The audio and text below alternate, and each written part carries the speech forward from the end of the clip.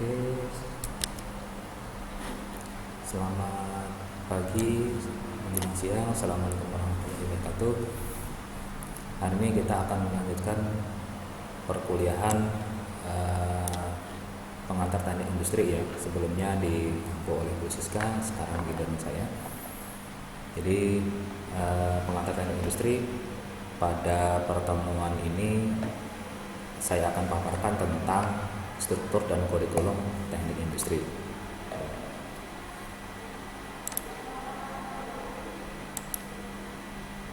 Ini gambaran saja bahwa kita sebagai mahasiswa teknik industri, industrial engineering, itu di sini sudah ada beberapa aspek yang terkait dengan teknik industri ya. Misalnya ada optimasi, misalnya ada tentang sistem, ada tentang perbaikan proses dan seterusnya. Ini yang akan kita pelajari di teknik industri. Jadi mata kuliah pengantar ini sangat bagus untuk disimak karena akan mendasari beberapa mata kuliah yang akan datang di semester 1 sampai di semester 7 atau 8 nantinya ya. Harap disimak karena inilah gambaran umum atau gambaran besar dari sebuah program studi yang namanya teknik industri. Sebelumnya kita paparkan juga bahwa kita di Universitas Sarimulya program studi teknik industri itu punya visi yaitu kata kuncinya ada tentang rekayasa operasi dan manajemen. Rekayasa operasi dan manajemen. Kemudian dari kata kunci ini bisa kita ambil bahwa dengan bergabungnya Anda di teknik industri, maka Anda akan diharapkan akan menjadi seorang sarjana yang mampu membuat rekayasa operasi. Misalnya apa? Misalnya kita punya industri pertambangan. Nah, dari industri pertambangan, bagaimana Anda bisa merekayasa industri seperti pertambangan atau perkebunan dan lain, bagaimana dia bisa berjalan secara optimal dan efisien. Itu yang akan kita rekayasa. Rekayasa seperti apa? Banyak hal, misalnya dari segi peralatan, dari segi manusia dan lain-lain. Di sisi lain, teknik industri bukan hanya belajar tentang teknik, tapi dia juga belajar tentang manajemen. Jadi berhubungan dengan orang dan bagaimana mengatur kinerja mereka agar rangkaian operasinya menjadi berjalan dengan baik dan efisien. Kata kunci yang lain adalah selain rekayasa operasi dan manajemen, kata kunci yang lain adalah interdisciplinary education. Jadi Sarimulya sesuai dengan arahan Menteri Pendidikan dan Kebudayaan, ada istilahnya tentang Merdeka Belajar dan Kampus Merdeka ya. Nah inilah isinya. Jadi apa? Kita belajar tidak hanya di prodi kita sendiri ya, tapi juga akan berinteraksi dengan prodi lain, dengan disiplin ilmu yang lain. Jadi di Sarimulya juga sudah menampilkan bahwa ada kajian atau keilmuan yang harus Anda pelajari dari program studi yang lain. Anda akan berinteraksi, Anda akan banyak berhubungan dengan program studi yang lain, misalnya dari Fakultas Humaniora atau Fakultas Kesehatan. Ini yang akan kita tekankan juga di teknik industri Sarimulya. Kemudian dasar keilmuan teknik industri ya. Teknik industri itu merupakan sistem integral atau keseluruhan atau penggabungan. Integral itu namanya penggabungan atau integrasi ya, penggabungan antara manusia dan aspek-aspek lain di industri.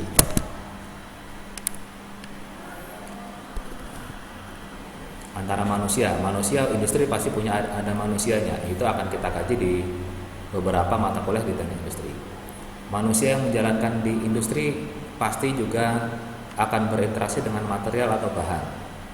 Misalnya material handling misalnya. Jadi bahan baku yang datang kemudian diproses lalu disimpan di gudang dan sebagainya dimanfaatkan. Jadi tidak hanya material itu datang, tapi Anda juga harus bisa mengaturnya. Bagaimana dia datangnya efisien, tidak menumpuk di gudang, saat diperlukan dia tersedia dan sebagainya. Informasi, nanti juga kita akan berinteraksi dengan teknologi informasi. Ya, bagaimana komputer membantu kerja kita sebagai praktisi di teknik industri. Dan tentu saja di dalam industri ada peralatan dan energi. Maksudnya energi listrik atau energi panas dan lain-lain. Ini yang semua aspek yang mencakup di keilmuan teknik industri. Dasar keilmuan kita multidisiplin, jadi tidak fokus hanya pada ilmu matematika dan sains, fisika, tidak hanya menghitung, tidak hanya belajar sistem, tidak hanya belajar fisika, mekanika dan lain-lain, tapi juga ada ilmu sosialnya, ya, bagaimana manusia itu berinteraksi, bagaimana manusia itu berhubungan sehingga dapat menunjang jalannya suatu teknik, jalannya suatu industri. Jadi perlu memiliki gambaran bahwa di teknik industri tidak hanya belajar tentang teknik, tapi juga belajar tentang ilmu sosial dan lain-lain. Body of knowledge, jadi pengetahuan keilmuan kita ada 4 hal, difokus pada 4 hal, yaitu stasiun kerja. Apa yang ada di stasiun kerja, yaitu ada manusianya, ada alatnya atau mesinnya. Itu yang harus kita miliki, ya. Stasiun kerja kita bisa menghubungkan bagaimana manusia itu berinteraksi dengan mesin, atau mesin itu berinteraksi dengan manusia. Misalnya mesin itu punya suara yang bising atau berbahaya, misalnya juga harus kita sesuaikan dengan kemampuan atau keamanan kerja dari si manusia yang bekerja di situ. Kemudian lintas perakitan atau produksi, bagaimana suatu barang itu diproduksi, itu bisa kita atur, bisa kita bahas, bisa kita ketahui di bahasan di teknik industri. Kemudian yang lagi adalah tata letak pabrik, bagaimana suatu alat itu diletakkan, jangan sampai dia berjauhan dengan bahan bakunya. Misalnya kita mau buat kue tapi tepungnya jauh misalnya, jadi produksinya akan tidak berjalan secara optimal. Ya. Kemudian organisasi, nah ini berkaitan dengan manajemen tadi. Jadi bagaimana orang dengan orang berinteraksi, bagaimana dia melaksanakan tugas yang masing-masing sehingga suatu proses produksi bisa berjalan. Ini yang harus Anda kuasai nanti sebagai sarjana teknik industri. Ini sekedar skemanya. IE ini singkatan ya dari Industrial Engineering. Ini teknik industrinya berada di tengah. Di samping-sampingnya ada sistem manufacturing system engineering. Ini biasanya dikuasai oleh orang-orang teknik mesin atau teknik-teknik yang lain, teknik mesin, teknik elektronika, elektro dan sipil dan lain-lain. Ya, tekniknya di sini. Di satu sisi kita juga akan belajar tentang teknik, ya, manufacturing system, bagaimana suatu sistem bekerja, bagaimana cara yang produksi ini, itu dan sebagainya ada di manufacturing system. Selain Anda belajar teknik, Anda juga belajar manajemen sistem, bagaimana berinteraksi antar orang, manajemen sistem, bagaimana mengkoordinasi, bagaimana mengatur, bagaimana menjadwalkan dan sebagainya, itu ada di manajemen sistem. Yang penting lain selain alat atau mekanik atau manufacturing system, ada juga human factor, ya. Jadi faktor manusia itu sangat berpengaruh. Alat tidak hanya bisa bekerja sendiri tapi masih memerlukan manusia. Walaupun robot pun dia masih memerlukan perawatan dan memerlukan rancangan dari manusia. Human factor engineering. Bagaimana seseorang itu bisa memanfaatkan alat, bisa nyaman bekerja dengan manajemennya, bagaimana dia aman di situ, bagaimana dia nyaman di situ. Kalau dia sudah aman, dia nyaman, maka dia akan bekerja lebih optimal. Nanti contohnya bahasanya adalah ergonomi nanti. Tadi sudah saya singgung bahwa misalnya ada mesin yang berjalan dengan suara yang bising. Nah, kalau suaranya bising, maka manusianya memerlukan pelindung telinga misalnya. Tapi kalau pakai pelindung telinga, dia akan susah berinteraksi dengan orang yang lain. Nah, itulah tugas dari teknik industri untuk menyeimbangkan antara beberapa aspek tadi.